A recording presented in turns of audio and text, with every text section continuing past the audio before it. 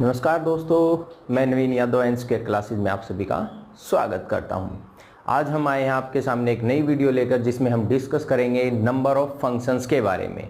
तो वीडियो को एंड तक जरूर देखिएगा और वीडियो अगर अच्छी लगे तो प्लीज़ लाइक शेयर करना मत भूलना। और अभी तक अगर आप लोगों ने हमारे चैनल को सब्सक्राइब नहीं किया है तो जल्दी से उसको सब्सक्राइब भी कर लीजिए ताकि जो भी नई वीडियोज़ की नोटिफिकेशन आए वो सबसे पहले आपको मिलती रहे। ओके, चलिए स्टार्ट कर। चलिए देखो क्या है, टोटल नंबर ऑफ फंक्शंस। यानी ये क्या कह रहा है कि अगर मुझे एक फंक्शन गिवन है फ्रॉम, मैं मान लेता हूं कि किससे, सेट ए से सेट बी पर डिफाइन है, ठीक है। और जबकि हमें साथ में गिवन है कि जो कार्डिनलिटी है ए की, यानी नंबर ऑफ एलिमेंट इन ए, वो क्या है, m है, एंड कार्डिनलिटी ऑफ b क्या है, n। अगर हमें गिवन हो तो यहां से पूछ ले कि टोटल नंबर ऑफ फंक्शंस कितने पॉसिबल होंगे। तो ध्यान रखिएगा वो क्या होते हैं, टोटल नंबर ऑफ फंक्शंस कितने पॉसिबल होते हैं, b, यानी कार्डिनलिटी ऑफ b और उसकी पावर बनेगी कौन, कार्डिनलिटी ऑफ a। इसको ऐसे ही ध्यान रखिएगा क्योंकि हालांकि मैंने इसको लिख दिया ऐसे n raise to power m, लेकिन इसको याद रखिएगा क्योंकि ये आपके माइंड में कब इंटरचेंज हो जाएंगे किसी को कोई आइडिया नहीं होगा, ठीक है। तो ध्यान रखिएगा कार्डिनलिटी ऑफ b और उसकी पावर रहेगी कार्डिनलिटी ऑफ a, यानी पीछे वाले एलिमेंट की सेट की कार्डिनलिटी और उसकी पावर जो स्टार्टिंग वाला सेट था उसकी कार्डिनलिटी। क्लियर।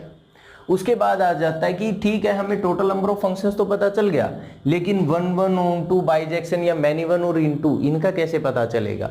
तो इनके लिए देखो हमारे पास टोटल 3 ही केस बन सकते हैं।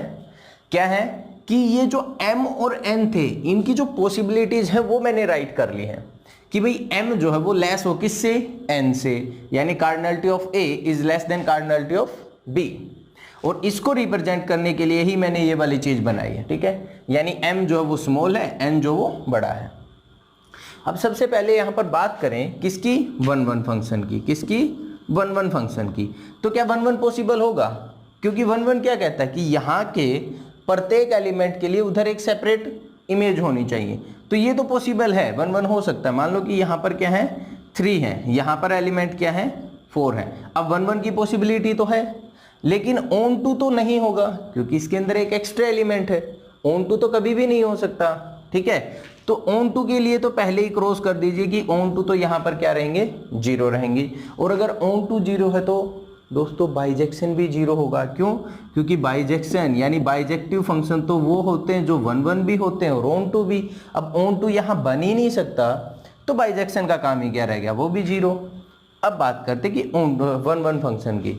वन वन फंक्शन को चेक करने का हमारे पास फॉर्मूला होता है NPM। इतने number of one one functions possible होंगे जब m क्या होगा, लेस होगा किससे, n से।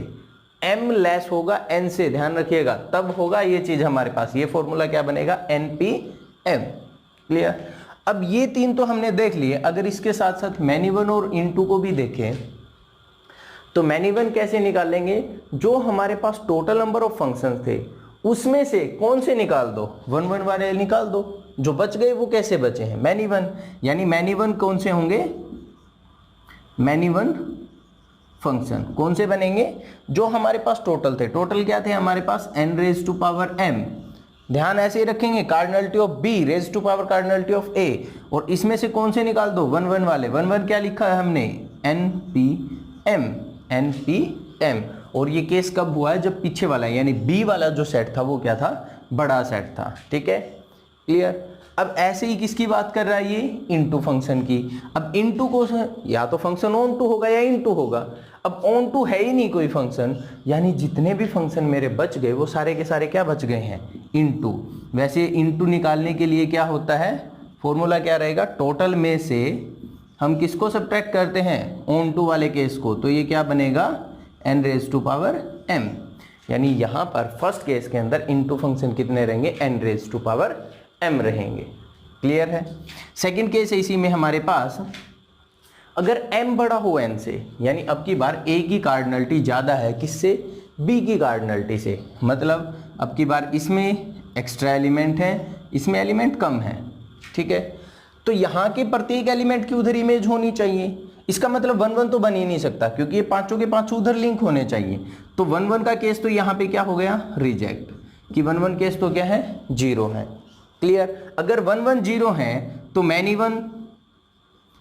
वन भाई टोटल नंबर ऑफ फंक्शन में से 1 1 को निकाल दो, तो टोटल नंबर कितने थे n raise to power m, उसमें से अगर 0 को निकालेंगे तो बचेगा क्या n raise to power m। Clear. अब 1 1 अगर 0 हो गया तो बाइजेक्शन की तो गुंजाइश ही नहीं बची है, क्योंकि वो तो होता ही दोनों के साथ है 1 1 और ऑन टू, तो बाइजेक्टिव जो फंक्शंस थे वो भी क्या रहेंगे 0 रहेंगे। ठीक है, बाइजेक्टिव भी क्या रहेंगे 0। अब बात करते हैं यहाँ पर किसकी, ऑन टू फंक्शन की, ऑन टू फंक्शन। अब ऑन टू फंक्शन निकालने का ये एक ऐसा केस है जिसमें फॉर्मूला थोड़ा सा आपको ध्यान रखना पड़ेगा। ऑन टू निकालने का यहाँ पर फॉर्मूला क्या होता है, summation k is equal to 0 to n, summation ध्यान से सुनिएगा, summation k is equal to 0 to n minus 1 raise to power k, minus 1 raise to power k nck into n minus k and raise to power m। सिर्फ एक जगह पे m आया है यहाँ पर, बाकी किसी जगह भी m नहीं है। Summation k is equal to 0 to n minus 1 की power k nck n minus k and it's raise to power m।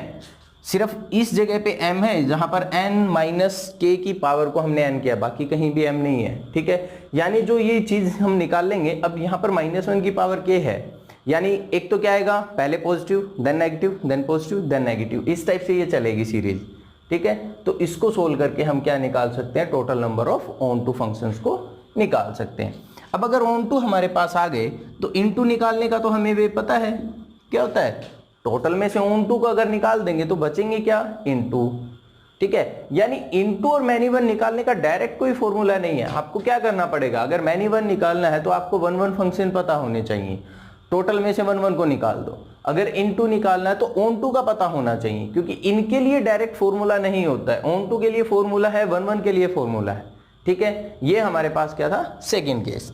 Third case क्या कहता है कि ऐसा भी तो हो सकता है ना कि जो m और n है वो दोनों क्या हो जाए, इक्वल हो जाए, n और m दोनों क्या हो जाए, इक्वल हो जाए। अगर ऐसा होता है तो 1 1 भी बनेंगे, क्योंकि सेम एलिमेंट है, 1 1 बन सकते हैं। यहाँ पर मान लो कि यहाँ भी 3 है, यहाँ भी 3 एलिमेंट है, 1 1 की पॉसिबिलिटी है। अब यहाँ पे भी 3 है तो ऑन टू भी बन सकते हैं, क्या बन सकते हैं, ऑन टू भी बनेंगे। और अगर 1 1 ऑन टू होंगे तो बाइजेक्टिव भी बनेंगे, क्या बनेंगे, बाइजेक्टिव भी पॉसिबल होंगे। ठीक है, तो यहाँ पर 1 1 ऑन टू और बाइजेक्शन तीनों सेम होते हैं और इनको निकालने का फॉर्मूला क्या होता है बच्चे, n फैक्टोरियल। सिंपली ये क्या रहेंगे, n फैक्टोरियल। बस n फैक्टोरियल तो सभी को पता होगा कि n तक के सभी नेचुरल नंबर्स की प्रोडक्ट कर दीजिए, बस वो आपके पास क्या आ जाता है, n फैक्टोरियल। ठीक है, यानी 1 1 ऑन टू और बाइजेक्टिव।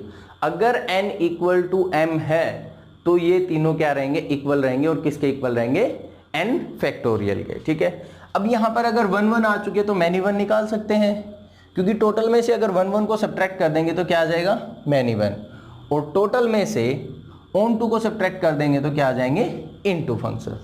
क्लियर, ये था हमारे पास total number of functions. Video अच्छी लगी हो तो लाइक शेयर और सब्सक्राइब करना मत भूलिएगा। ओके, बाय, जय हिंद।